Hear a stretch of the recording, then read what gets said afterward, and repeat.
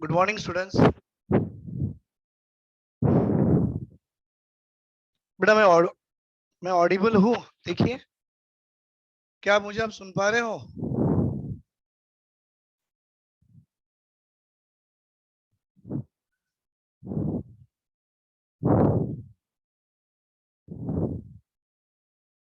Right.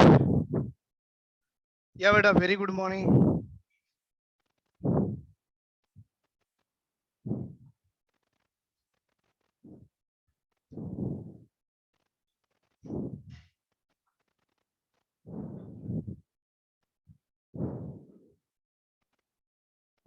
या बेटा, तो आई होप आप सब मुझे सुन पा रहे हैं। बेटा, क्या आप मुझे बताओगे कि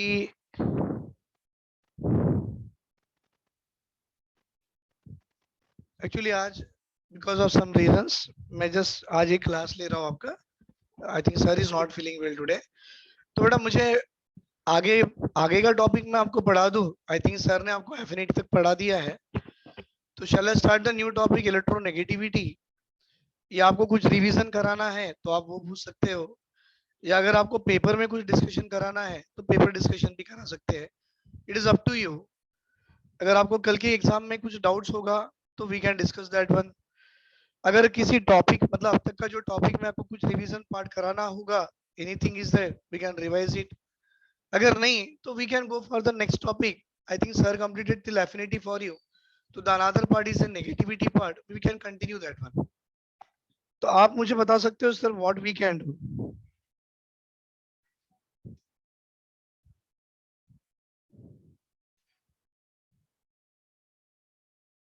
ओके बेटा, तो पेपर डिस्कशन आपको होना है तो एक काम कर दो। व्हाट यू डू, आपके पास पेपर है तो मुझे एक बार भेज दो बेटा, because I don't have the paper with me now. Let me check, मैंने कल देखा तो नहीं। अगर आपके पास पेपर है कल का तो प्लीज सेंड मी। आप अगर पेपर सेंड कर दो तो it will be easy for me.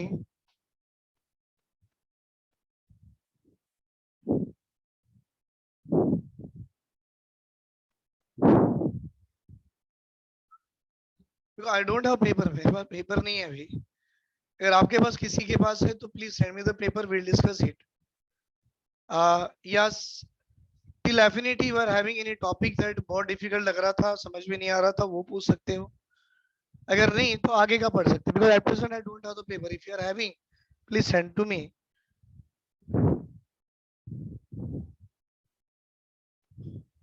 One second बेटा।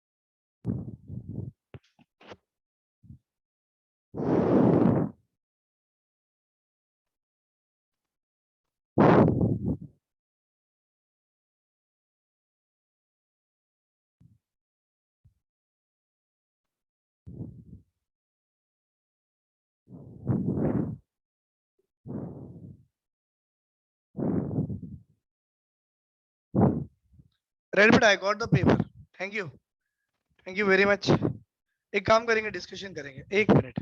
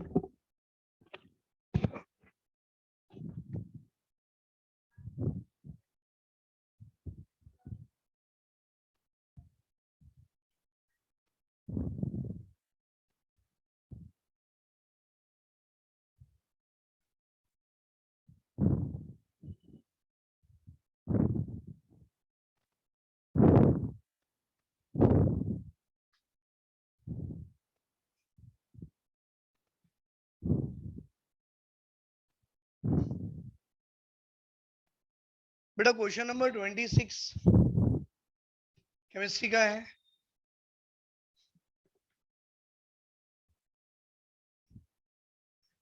बेटा इट इज एमपीसी का पेपर है, जेई मेंस का लेवल है, राइट? ये जेई मेंस का लेवल है और यहाँ पर हमारा क्वेश्चन शुरू हो रहे हैं फ्रॉम क्वेश्चन नंबर 26 से शुरू हो रहा है। क्वेश्चन नंबर 26 देखिए।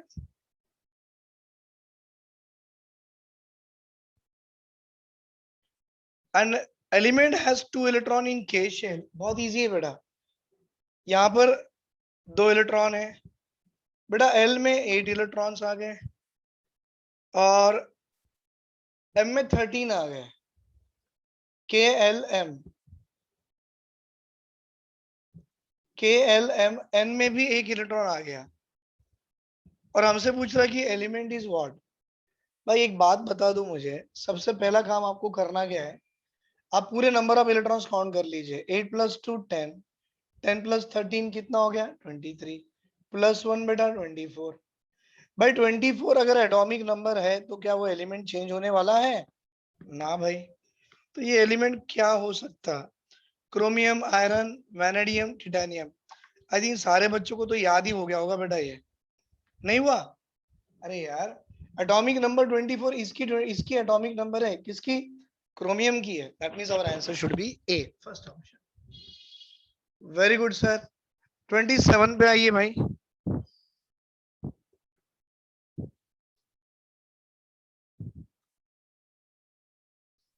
What is the atomic number of element of period 3 and group 17?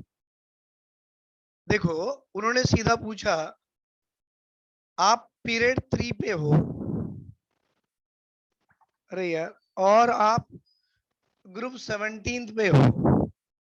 बेटा 17 ग्रुप यानी हैलोजन्स हो गए। भाई हैलोजन्स अगर आपको याद होगा, 17 ग्रुप यानी हैलोजन्स होते हैं। अगर हैलोजन्स है तो पहला एलिमेंट फ्लोरीन है, जिसकी एटॉमिक नंबर आप भी जानते हो, मैं भी जानता हूँ, 9 है। उसके बाद सुधी सर ने मैजिक नंबर दिया, आई मीन सर ने आपके मैजिक नंबर दिया था। बेटा वो मैजिक नंबर में सर ने बताया होगा कि हम यहां से शुरू करना। भाई 9 + 8 कितना होता? 17। भाई 17 + 18 पकड़ लो, 35। सर 35 + 18 पकड़ लो, 13, 3 53। 53 + 32 पकड़ लो, 50 + 30 83 + 2 85। बेटा ये 5 नंबर में ऐसा कोई नंबर दिख रहा है क्या आपको? देखो 27 में 10 तो नहीं है, 4 भी नहीं है, 17 है, 21 है। आ गया ना sir answer 17? Sir answer C is the correct answer. कितना इजी है बेटा। 28 पे आइए भाई, इसका स्क्रीनशॉट ले लो, अगर आपको अच्छा लगा तो ले लो, अच्छा नहीं लगा तो छोड़ दो बेटा। Very good. मिटा दे, मिटा दे, मिटा दे। और थर्ड पीरियड की बात कर रहा है क्योंकि वहां देखो 10 4 17 21 है, थर्ड पीरियड की बात कर रहा है। ये आप लोग भी जानते हो, कॉन्फ़िगरेशन ऐसी लिखी जाती है 10 + 2 12 + 5 17। भाई देखो लास्ट इलेक्ट्रॉन आपके p ऑर्बिटल में गया तो बिलोंग्स टू p ब्लॉक, और आपको याद होगा स्टार्टिंग में मैंने कभी तो भी पढ़ाया था कि पी ब्लॉक की अगर आपको ग्रुप नंबर पता करने हैं तो क्या करना है बेटा, just you have to add the 12 plus number of electron in the P subshell. 12 plus 5 17 group में आ गया। और देखो ये वैलेंशियल 3 है, बिलोंग्स टू थर्ड पीरियड, तो आंसर शुड बी 17। बता दें, very good sir. Question number 28 पे आइए भाई।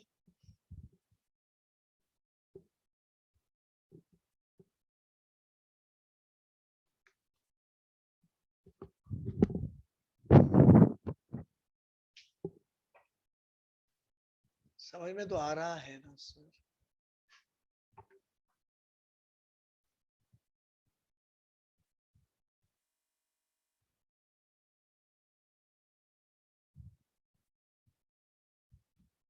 तो क्या ये एसडी का पेपर नहीं है?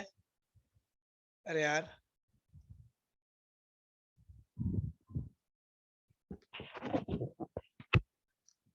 बेटा एसडी क्वेश्चन पेपर तो मेरे पास तो नहीं है अब तक।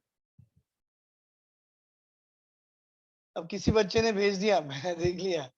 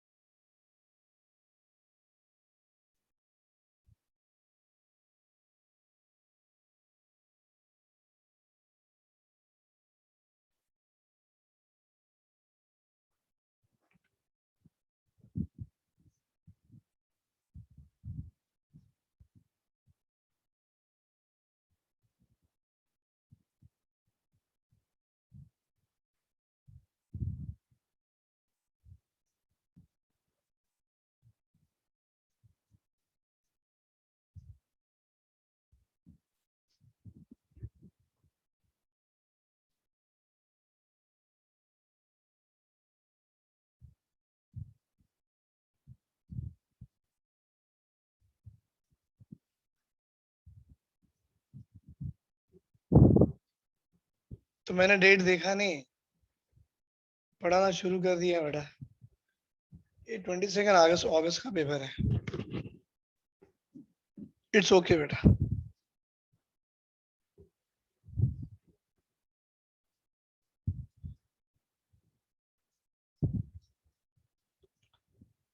सो पेपर अभी तो नहीं अपलोड नहीं हुआ, मेरे पास नहीं है, वी कांट डू। तो other than that one what we can do, आपको प्रीवियस टॉपिक में कुछ डाउट है तो आप पूछ सकते हो, नहीं तो कंटिन्यूटी कराना तो कंटिन्यूटी भी करा लेंगे। किसी बच्चे ने ये पूछा है मुझे, एनसीईआरटी या तेलुगु अकेडमी से आया है doubt. Sir I didn't understand this line, this paragraph.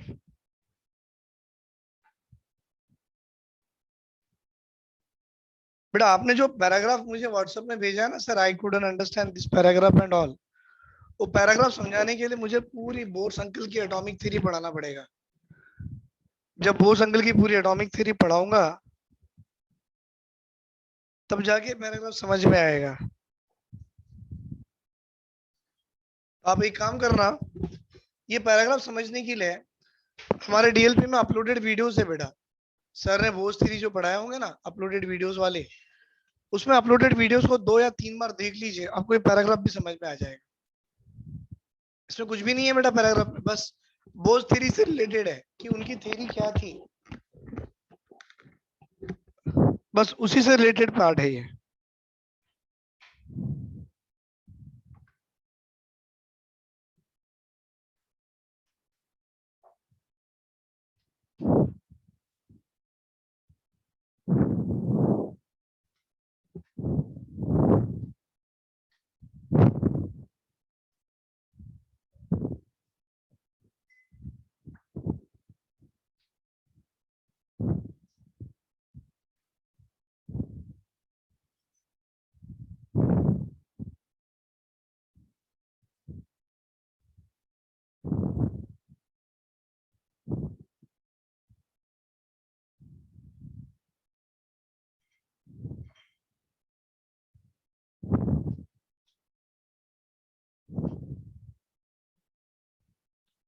हाँ बेटा, आयनेशन एंथैल्पी और आयनेशन एनर्जी दोनों भी सेम ही है, अलग नहीं होते, दोनों भी सेम है। एनर्जी और एंथैल्पी दोनों भी सेम है। चलो, अभी आपको इसके ऊपर डाउट आ रहा है तो हम करा देंगे, कोई बड़ी बात नहीं है, देख लीजिए।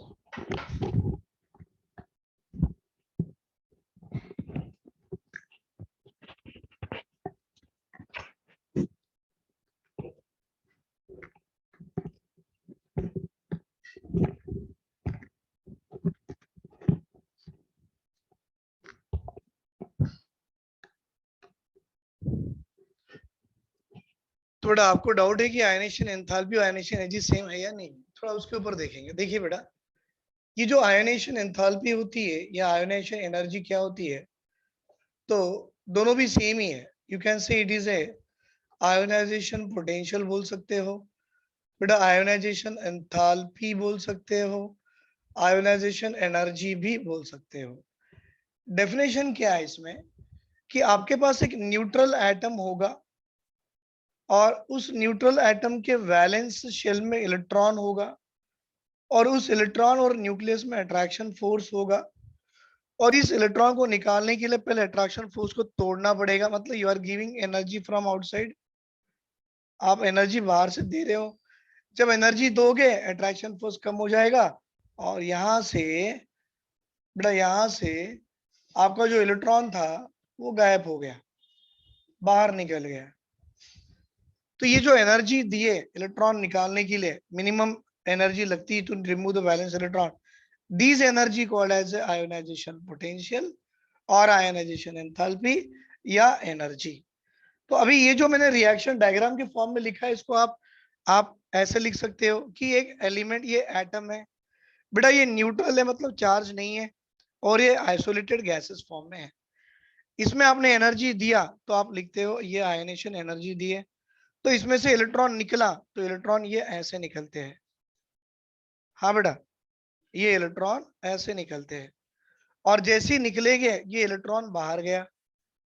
माइंड, यहां से एनर्जी दे के इलेक्ट्रॉन निकाल के आपने एक आयन बना लिया, अच्छी बात है। तो ये जो एनर्जी यहाँ देने से इलेक्ट्रॉन निकलता है, तो इस एनर्जी को आप क्या बोलते हैं बेटा? Ionisation potential, ionisation enthalpy, ionisation energy. तो आपसे पूछा जाता है ये प्रोसेस एंडो है कि एक्सो है, तो आपने बोलना sir this is the endothermic process. मतलब डेल्टा एच की वैल्यू पॉजिटिव होती है। हाँ बेटा, तो इसका अगर आपको लिखना भी है तो ये प्रोसेस में डेल्टा एच लिखते हो तो आप प्लस आयनेशन पोटेंशियल लिखते ही हो, क्योंकि एनर्जी आपने जितनी दी है यहाँ पर उतनी एनर्जी तो लगाना ही है। Very good sir. अब ये प्रोसेस को ऐसे समझो, एक आपका ये आपका न्यूट्रल गैसेस एटम था, आपने कुछ एनर्जी दे दी और देने से इलेक्ट्रॉन निकाल के आप वैसा ही एक पॉजिटिवली चार्ज गैसेस आयन बना लिए और इलेक्ट्रॉन चले गए, ये आयनेशन एनर्जी 1 हो गई। अब इसको पकड़ो, ये ले लिए बेटा आपने unipositive gaseous ion, right. अब इसमें से इलेक्ट्रॉन निकालना है तो ऑब्वियसली एनर्जी इसके जितनी तो नहीं होगी, कोई डिफरेंस तो होगी। तो मैं आयनेशन पोटेंशियल 2 लगा दिया, इसमें से और एक इलेक्ट्रॉन निकला तो +2 आ जाएगा और एक इलेक्ट्रॉन बाहर हो गया। तो बेटा आप समझो, आपने इलेक्ट्रॉन ए को निकाल दिया, ये आपका इलेक्ट्रॉन ए गया, आपका अब भी इलेक्ट्रॉन बी बाकी है, अंदर में बाकी है। अब इस इलेक्ट्रॉन को निकालने के लिए जो एनर्जी लगेगी वो क्या पहले से कम या पहले से ज्यादा? तो ऑब्वियसली बेटा ये जो एनर्जी लगेगी पहले से ज्यादा लगेगी। क्यों? Because this electron is very very near to the nucleus, और जितना करीब होगा उतना अट्रैक्शन फोर्स ज्यादा होगा, और जितना अट्रैक्शन फोर्स ज्यादा होगा उतनी आयनेशन एनर्जी ज्यादा होगी, राइट सर। तो अब मैं बोलूंगा ये दोनों में आयनेशन एनर्जी 1 और 2 में अगर किसी ने पूछा किसकी वैल्यू ज्यादा, तो आपने बोलना सेकेंड आयनेशन पोटेंशियल की वैल्यू फर्स्ट आयनेशन पोटेंशियल से ज्यादा है। समझ में आ रहा ना? ज्यादा है, क्योंकि जैसे जैसे साइज कम होगा, बिकॉज आप इलेक्ट्रॉन निकालते जाओ साइज कम होते जाएगा, और जैसे जैसे साइज कम होगा attraction between nucleus to valence electron बढ़ेगा, attraction between nucleus to valence electron बढ़ेगा, तो ऑब्वियसली बेटा उसकी आयनेशन एनर्जी भी बढ़ेगी। इसीलिए कहते हैं जैसे जैसे सक्सेसिव आयनेशन एनर्जी बढ़ती है आते जाएगा उसकी आयनेशन एनर्जी बढ़ती जाएगी, क्योंकि साइज छोटी छोटी होती जा रही है। And this all are called as a what, successive ionisation potential. कोई डाउट है बेटा किसी को? Very good. किसी बच्चे ने रिक्वेस्ट किया था आयनेशन एनर्जी बताइए सर, मैंने बता दिया।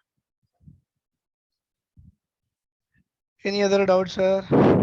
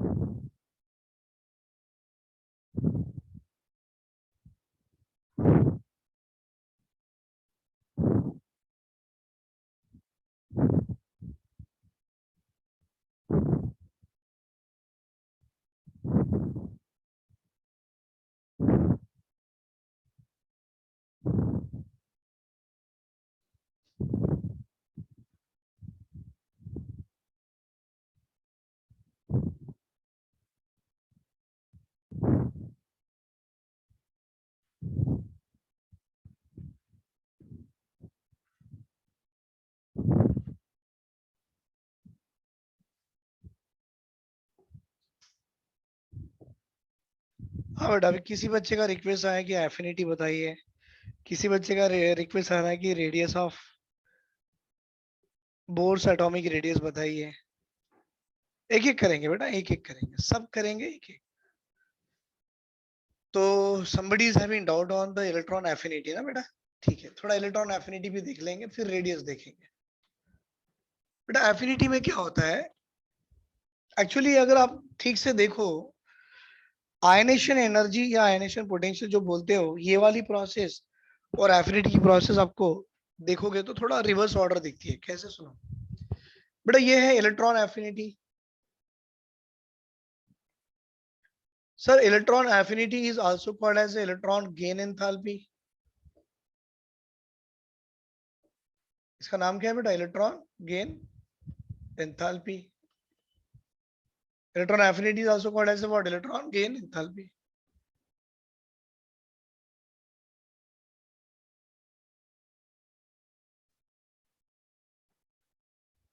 अब इलेक्ट्रॉन गेन एंथैल्पी हो या इलेक्ट्रॉन एफिनिटी हो, इसकी डेफिनेशन पहले समझो, फिर चीजें अपने आप आते जाएगी। कैसे? देखो कि बेटा एक एटम है, न्यूट्रल गैसेस एटम है, आप इसमें एक इलेक्ट्रॉन डाल रहे हो, जैसे इलेक्ट्रॉन डालोगे यहां से एनर्जी लिबरेट करेगी, और ये एनर्जी जो लिबरेट करी इसी को तो हम इलेक्ट्रॉन एफिनिटी कहते हैं बेटा, ई ए एफिनिटी।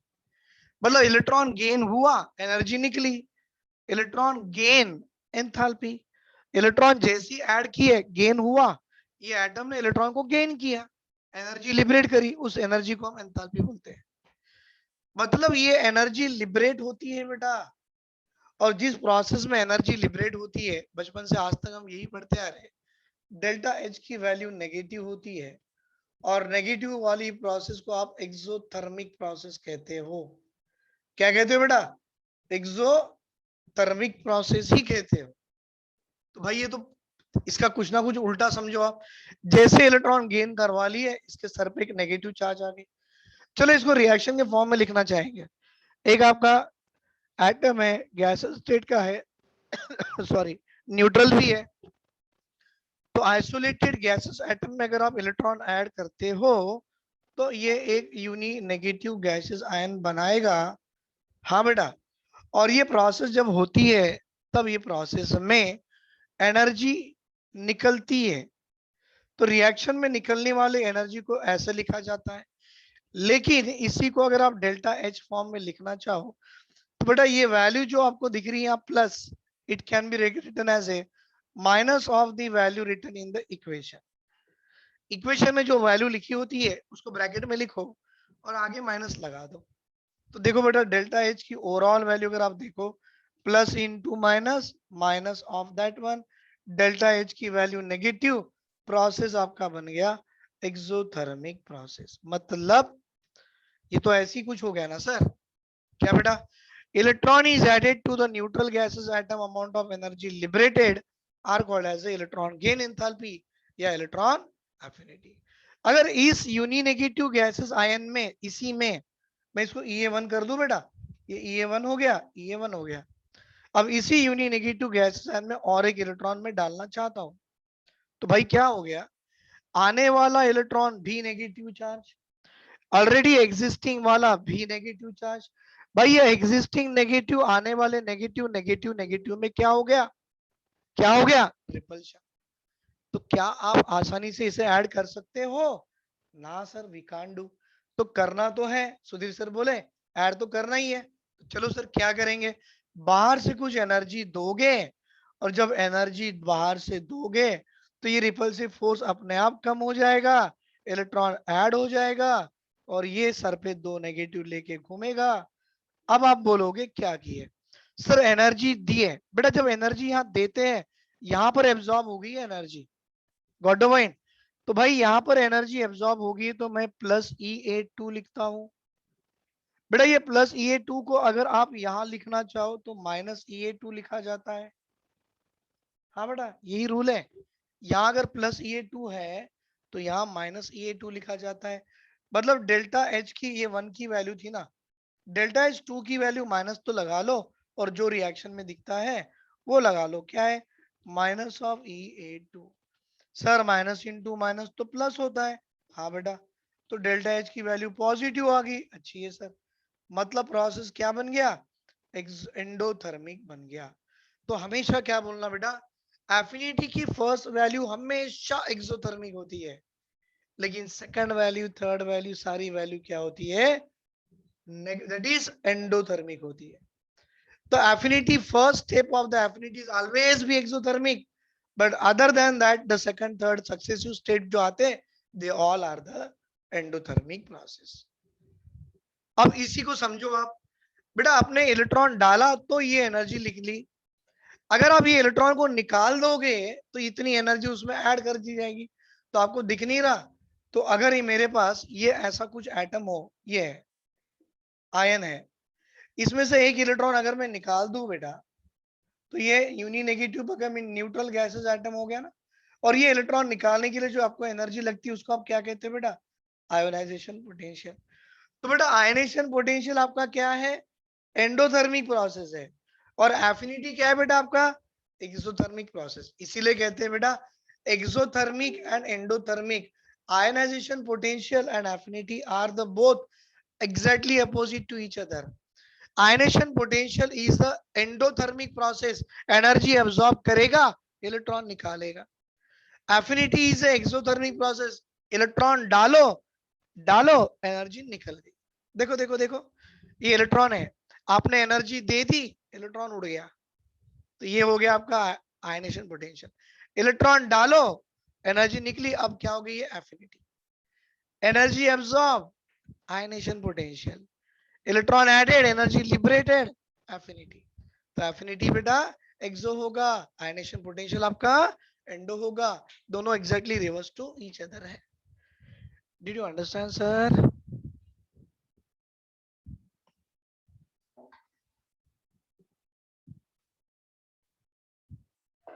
हम्म,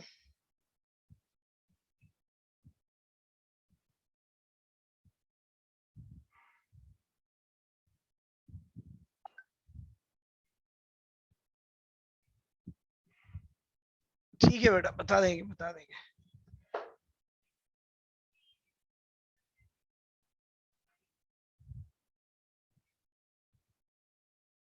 हाँ बेटा, डेल्टा एच की वैल्यू पॉजिटिव का आना मतलब एंडोथर्मिक, और डेल्टा एच की वैल्यू नेगेटिव आना मतलब एक्सोथर्मिक। अच्छा, why and how it is liberated, बेटा ये डेफिनेशन है, डेफिनेशन लेके चलो, ये ऐसा क्यों हुआ, कैसे हुआ, ये नहीं करना। आपको डेफिनेशन बताया जाता है कि ये बेसिक्स है, आपको वो एज ए स्टैंडर्ड बना के चलना है कि अगर जब भी मैं आयनेशन पोटेंशियल की बात करूँ ना, या कोई भी सर बात करे आयनेशन पोटेंशियल की, तो आप समझ जाना है कि आयनेशन पोटेंशियल तो एंडोथर्मिक प्रोसेस होता है, एनर्जी दो, इलेक्ट्रॉन को निकालो। और एफिनिटी की जब भी बात करते हैं तो एक्सोथर्मिक होता है, लेकिन फर्स्ट स्टेप आपका एफिनिटी एक्सो होता है, उसके बाद के सारे स्टेप बेटा उसके एंडो होते हैं। आयनेशन में सारे स्टेप, फर्स्ट हो, सेकंड हो, थर्ड, कितने भी हो, सारे के सारे एंडोथर्मिक ही होते हैं।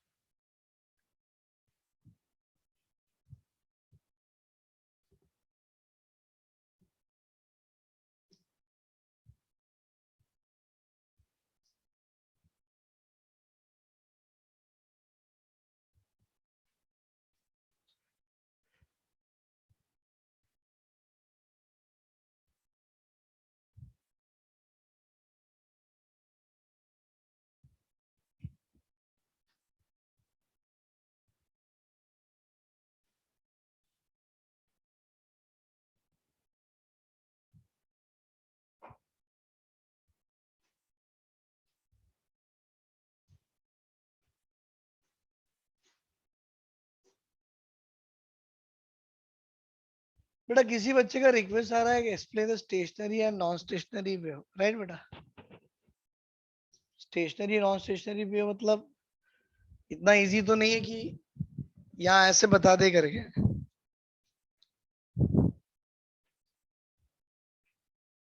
स्टेशनरी नॉन स्टेशनरी वेव के लिए बेटा आपको कंस्ट्रक्टिव इंटरफेरेंस और डिस्ट्रक्टिव इंटरफेरेंस का थोड़ा नॉलेज होना जरूरी है। डू यू नो बेटा what is a constructive interference and what is a destructive interference? जानते हो? अगर वो आ गया तो ये समझाना बहुत मुझे भी इजी पड़ जाएगा, नहीं तो कुछ कुछ चीजें बीच में से पढ़ाने जाए ना समझ में नहीं आता है बेटा। कोशिश करूंगा, डोंट वरी।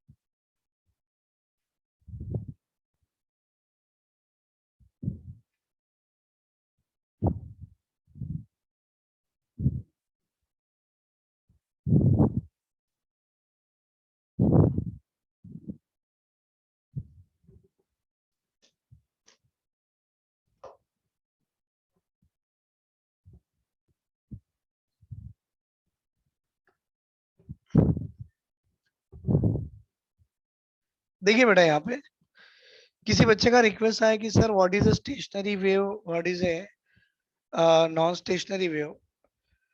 कंसेप्ट थोड़ा डेलिकेट है, बट मैं इजी कर दूंगा बेटा आपको, जहां तक मुझे लग रहा है।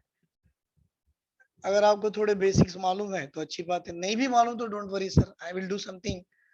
मैं एक्सप्लेन तो जरूर करा दूंगा और सारे बच्चों को समझ में भी आ जाएगा, डोंट वरी। बड़ा इजी टॉपिक है बेटा। अब वो इजी टॉपिक है तो क्यों है, पहले वो समझो ना। आया तो क्यों आया, कैसे आया, सब कुछ वही है। एक्चुअली वो समझाने के लिए हमको पहले ये अंकल की थ्योरी बताना पड़ता है।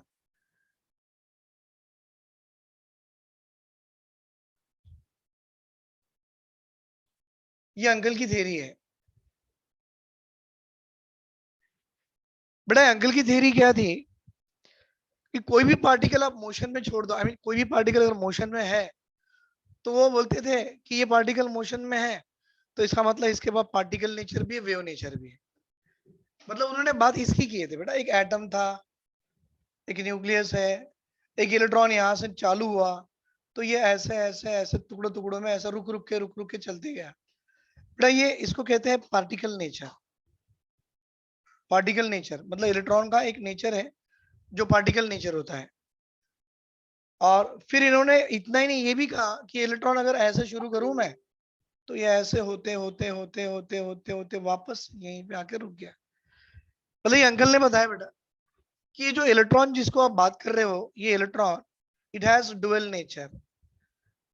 इट हैज कितने बेटा डुअल नेचर। कौन सा सर? एक है वेव नेचर और दूसरा है पार्टिकल नेचर।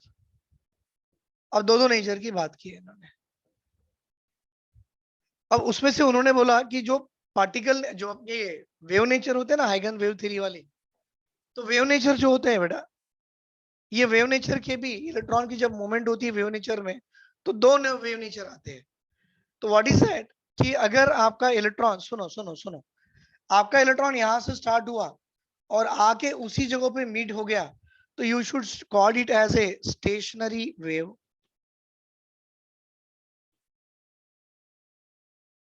हाँ बेटा, it is also called as a standing wave. ये आईआईटी में पूछा जाता है। It is also called as a non radiating wave. मतलब बेटा नॉन रेडिएटिंग क्यों बोला गया है मालूम? अपने बोर्स अंकल ने बोला था ना कि इलेक्ट्रॉन जब अपने ऑर्बिट में घूमेगा तो ना तो एनर्जी देगा और ना तो एनर्जी लेगा। ये ना तो एनर्जी देगा और ना तो एनर्जी लेगा, मतलब नॉन रेडिएटिंग वेव ये ऐसा है। मतलब आप ये एक बात सोचो भाई, इलेक्ट्रॉन शुरू तो यहां से हुआ, पूरी चक्कर काट के उसी जगह पे आ गया, तो ये चक्कर काटने को हम लोग मैथमेटिक्स में बोलते हैं सरकमफेरेंस ऑफ द सर्कल। तो भाई ये पूरी ऑर्बिट की सरकमफेरेंस है।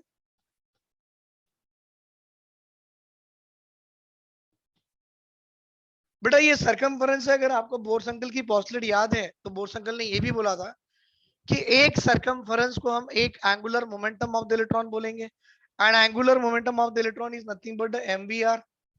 और भाई MVR is equal to nothing but the NH upon 2 पाई।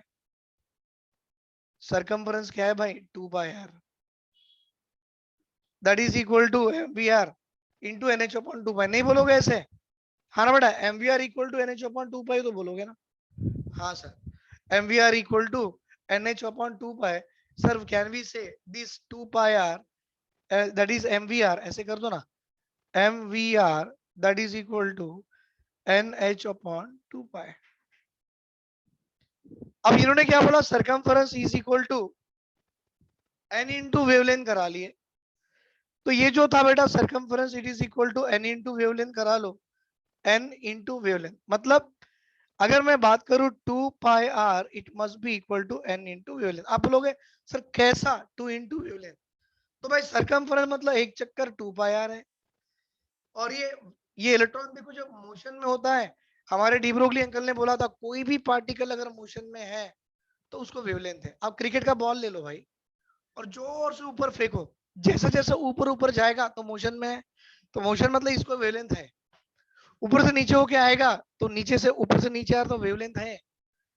बेटा ये गन में से मतलब आपने अगर गन को फायर कर दिया, बुलेट निकली, तो बुलेट जितनी तेजी से निकलेंगे तो bullet is a particle, it is in the motion. हाँ सर, तो वो मोशन में उसको भी वेवलेंथ है, राइट? हम दौड़ने लगे हमको भी वेवलेंथ है। बेटा बर्ड्स फ्लाई करता है तो मोशन में उसको भी वेवलेंथ है। ऐसा डी ब्रोगली करता है और सही भी है बेटा। लेकिन बात ये डी ब्रोगली अंकल की जब आई, that is lambda is equal to H upon M V, है ना, एच अपॉन पी था तो एम इंटू वी। बेटा ये वेवलेंथ और मास का रिलेशन उन्होंने बताया इनवर्सली है। भाई अगर हम भागेंगे हमारी मास ज्यादा, वेवलेंथ बहुत कम। बुलेट मास ज्यादा, वेवलेंथ कम। लेकिन फंडामेंटल पार्टिकल का इलेक्ट्रॉन जानते हो उसकी मास कितनी है? सर 9.1 इंटू 10 की power minus 31 KG, minus 31 KG. बहुत कम मास है भाई, इतनी कम मास तो उसकी वेवलेंथ बहुत ज्यादा है। तो ये कंसेप्ट लगा लिए और देखो अभी इसको सॉल्व करके देखो आपको कहीं ना कहीं कैसे आएगा। That is wavelength is equal to 2 pi r/n आ गया। बेटा 2 पाई r को अगर आप सॉल्व करो, 2 पाई r को सॉल्व करो, that is nothing but n is the integers और it is the whole number. हाँ बेटा, इट इज द इंटीजर्स और it is the whole number. और अगर मैं इसको सॉल्व करूं बेटा, lambda is equal to h upon M V आपको मालूम है, lambda equal to h upon M V आपको मालूम है, और lambda equal to h upon M we यहां डाल दो बेटा, ये वाली वैल्यू यहां डालो तो क्या आएगा, मैं लिखूंगा h upon M V, sorry equation 2 डालो, इसको इक्वेशन 1 समझो, बाय 1 और 2 से, from 1 and 2 h upon M V is equal to 2 pi r/n। बेटा एम वी को ऊपर ले जाओ तो एम वी आर हो गया, एन एच को ऊपर लेके जाओ एन एच बाय 2 ले लो। तो सही कहीं से भी देखो आप M we are equal to N H upon 2 pi, ये वाला कंसेप्ट तो आपको बोर्स अंकल की पॉस्टलेट्स में आया था,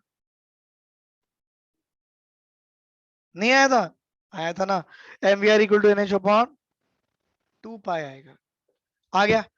मतलब अब हम बोल सकते हैं कि डी ब्रोगली अंकल की थ्योरी और बोस अंकल की theory it is in agreement with each other, मतलब दोनों की थ्योरी सही है। देखो ना, डी ब्रोगली अंकल ने यहां से शुरू किया और उन्होंने बोला कि ये ऐसा कंसेप्ट होगा, circumference equal to N lambda, 2 pi r N lambda, lambda equal to ये ला लिए।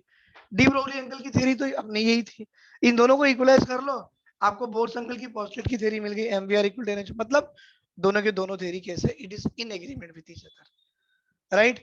लेकिन अब मैंने ये स्टेशनरी वेव के बारे में बात किया, तो ऐसी भी पॉसिबिलिटी हो सकती है ना बेटा, अगर आप इलेक्ट्रॉन यहां से शुरू करो,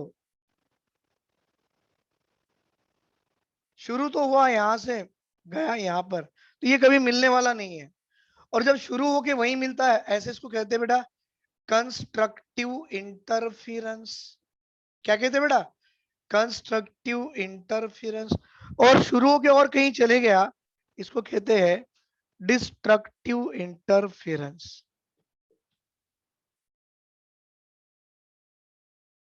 मतलब इनके हिसाब से आप क्या बोलना, this is called as a non stationary wave, sir this is called as a non standing wave, this is called as a radiating wave, मतलब एनर्जी लिबरेट कर रही है और ये रेडिएटिंग वेव हो गया।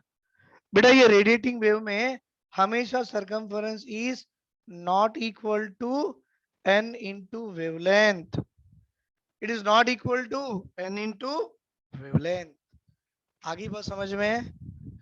देख लो बेटा, मैंने अपनी तरह से समझाना चाहा, किसी बच्चे का रिक्वेस्ट था कि sir explain me the standing wave and,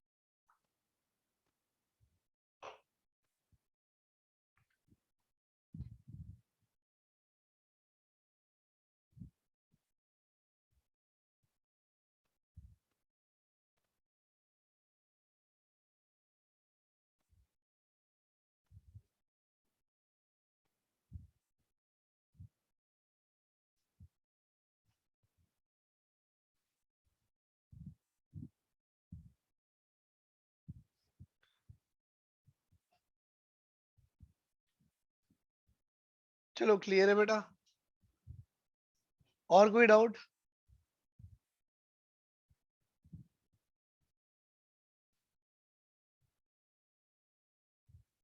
बेटा again any other doubt other than this?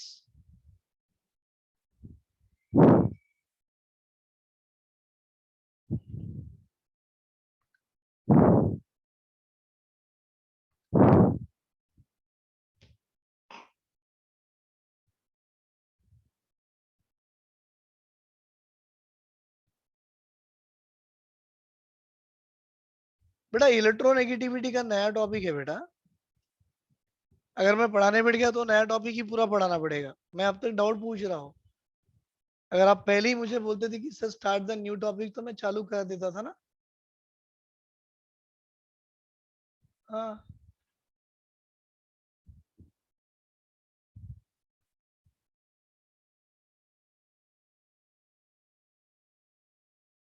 नहीं पूछ सकते हो।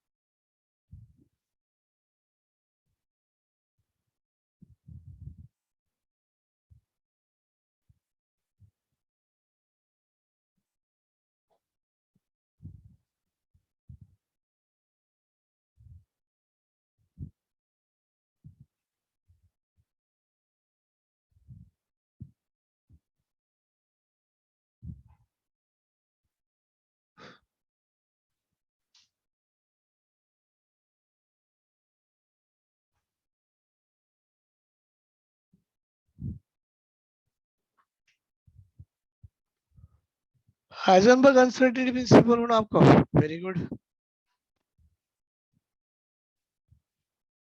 हाइजेनबर्ग अनसर्टेनिटी प्रिंसिपल होना, वेरी गुड।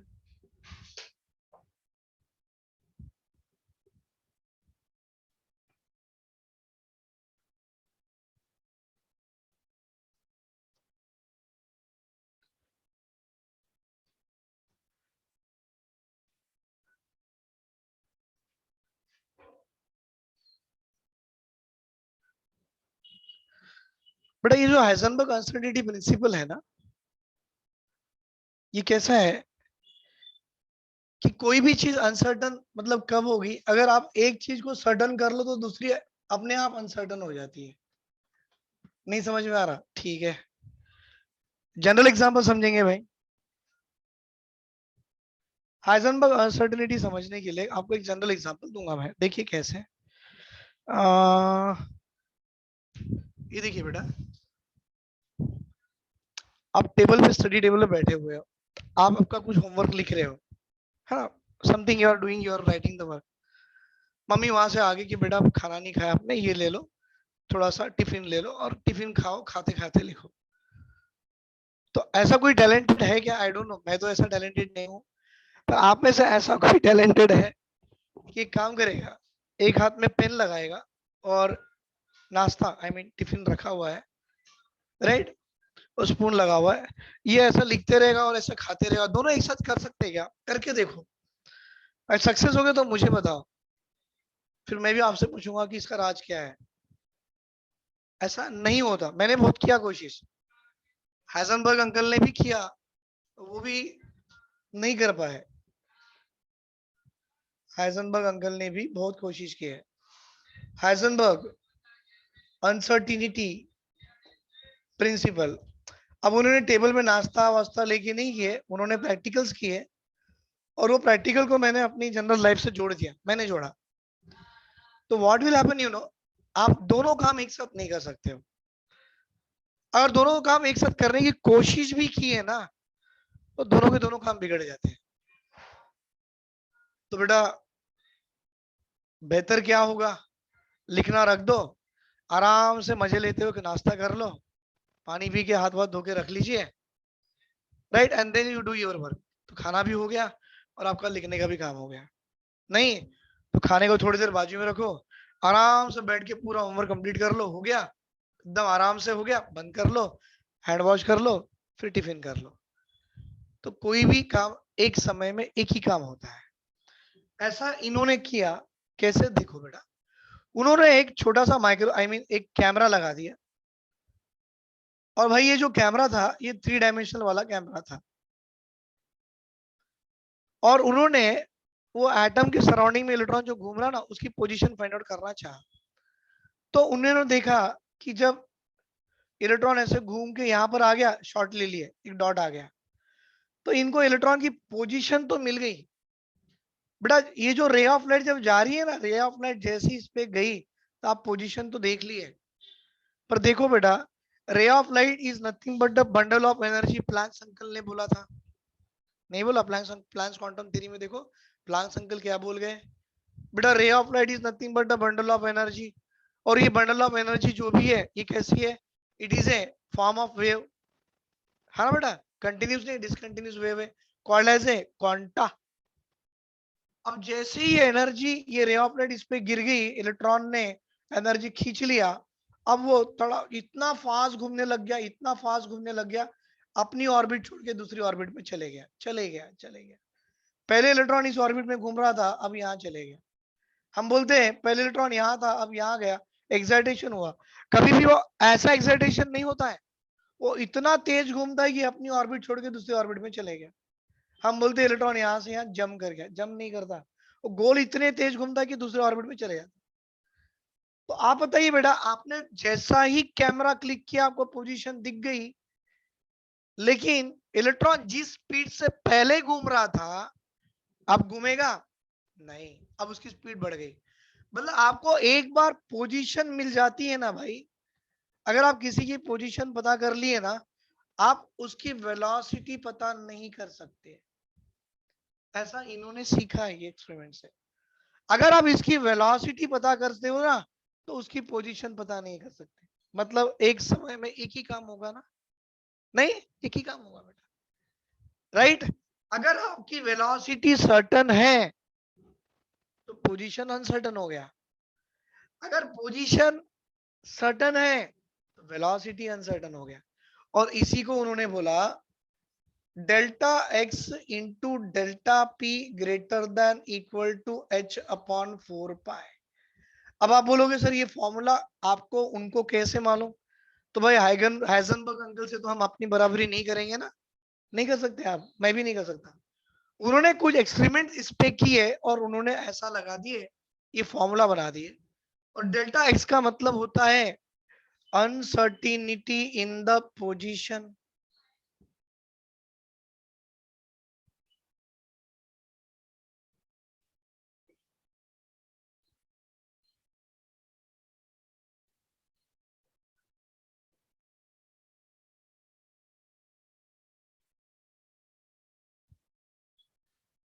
है ना बेटा? आई होप आपको डी ब्रोगली अंकल का मोमेंटम याद होगा। मोमेंटम मतलब body is in motion, when it is in motion, right, it will changes is velocity but does not change the mass.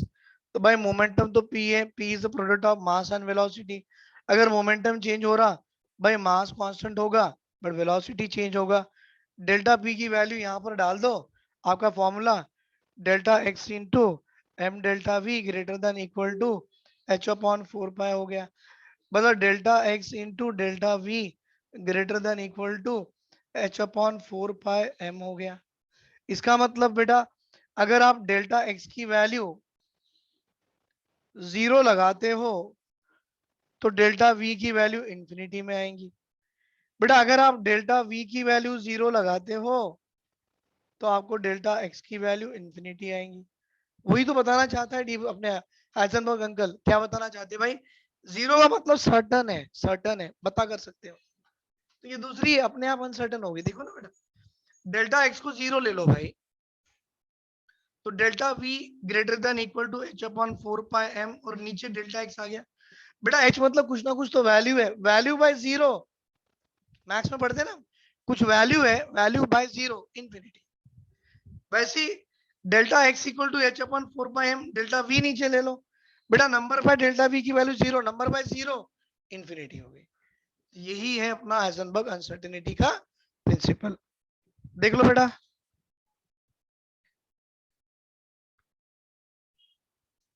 किसी को डाउट है सर?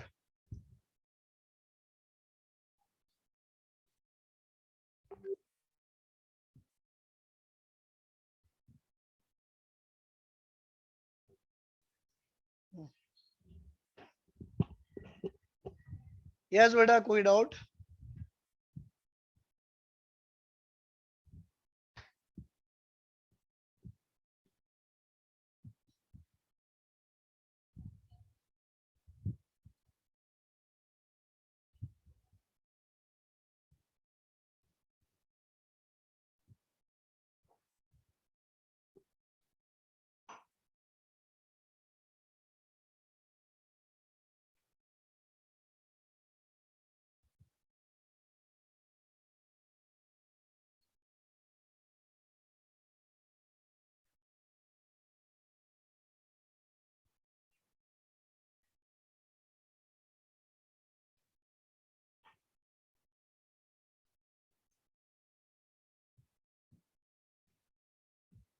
हाँ बेटा, किसी बच्चे का रिक्वेस्ट आ रहा है कि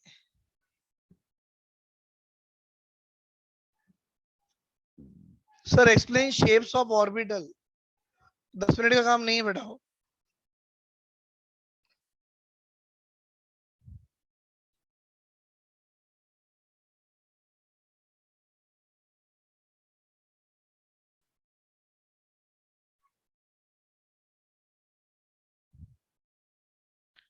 और किसी बच्चे का रिक्वेस्ट ये भी आ रहा है कि सर एक्सप्लेन स्क्रॉडिंजर वेव इक्वेशन। तो वो भी 10 मिनट का काम नहीं है। हाँ?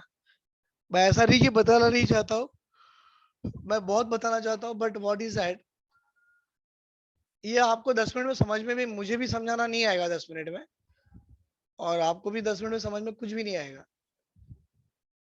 क्योंकि वो स्क्रॉडिंजर वेव इक्वेशन को मिनिमम मुझे 1-1.5 घंटा लगता है, 1 आवर तो लगता ही है। हाँ बेटा, मिनिमम 1 आवर।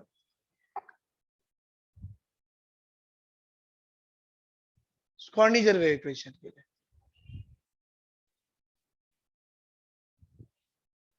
और आप जो शेप्स ऑफ ऑर्बिटल की बात कर रहे हो ना, आप लोग भी जानते होंगे, उसको भी मिनिमम 1-1.5 घंटा लगता है बेटा।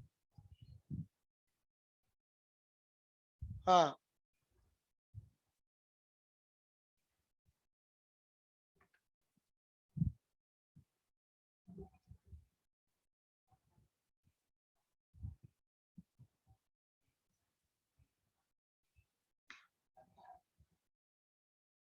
हम्म।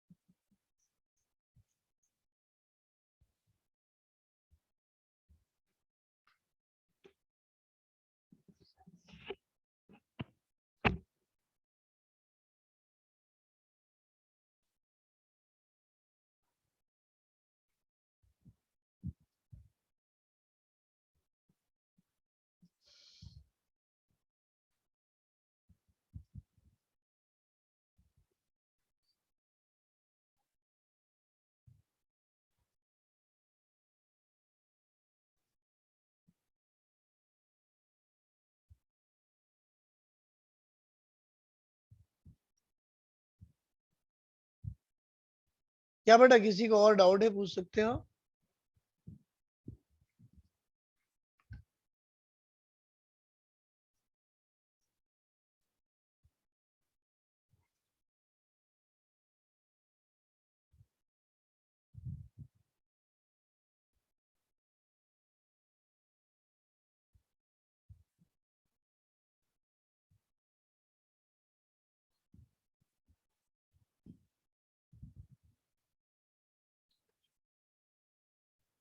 अच्छा, थ्रेशोल्ड फ्रीक्वेंसी का मतलब होता है बेटा, सुनो सुनो सुनो,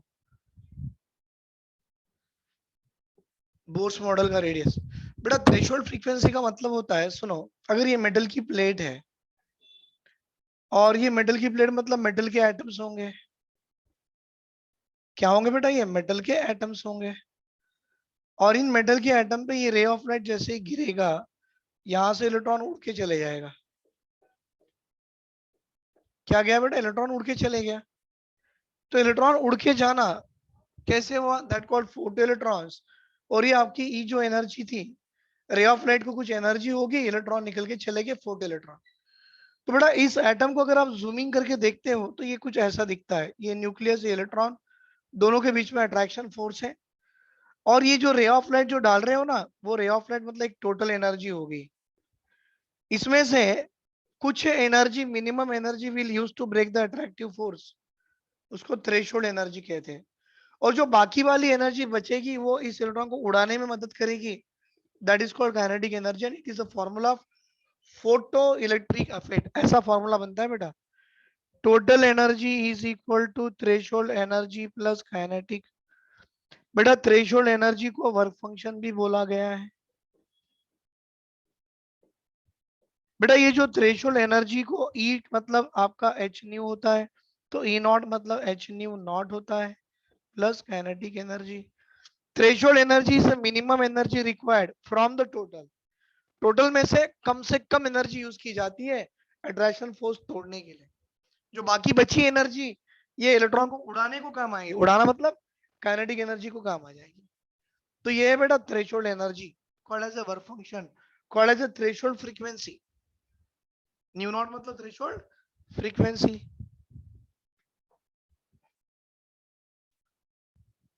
sir please explain the formula of radius for the Bohr's model. ना बेटा ये 5-10 मिनट में नहीं होता है। R N is equal to 0.52953 into N square, है ना, एमस्ट्रॉन, वो तो लिख लेंगे आप लोग, पर वो डेरिवेशन के साथ बोलना मतलब मुझे it will take much time बेटा, इतना इजी नहीं है। हाँ, जो मैं 5 या 10 मिनट में बोल पाता हूँ वही कर सकता हूँ बेटा। अगर आप इस तरह से रेडियस ऑफ बोर्स मॉडल बोलो, शेप्स ऑफ ऑर्बिटल्स बोलो, स्कॉर्डिंजर अंकल की वेव इक्वेशन बोलो, तो it will take much time. Really मैं मतलब ऐसा झूठ नहीं बोल रहा हूँ बेटा, आई नो, मुझे मालूम है।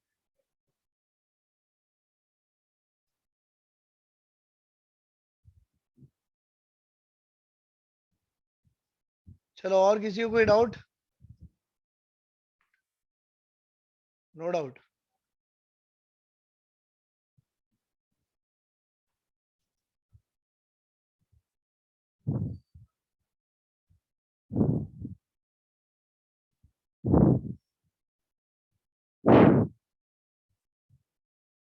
Sir threshold energy is less than kinetic. भाई थ्रेशोल्ड लेस देन काइनेटिक उससे मतलब नहीं है।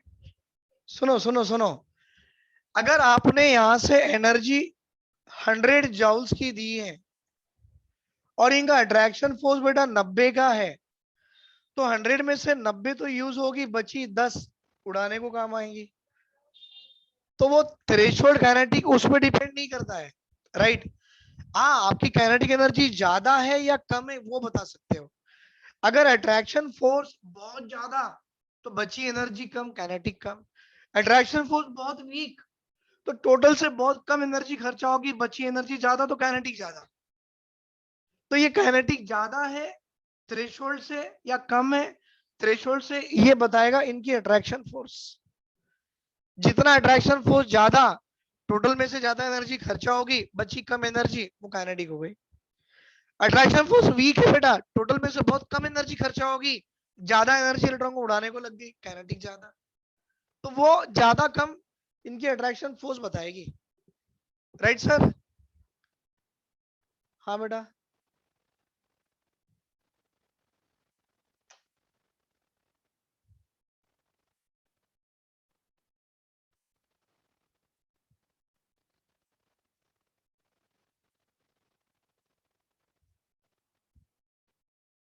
कोई डाउट सर? कोई डाउट बेटा? नो डाउट, पक्का?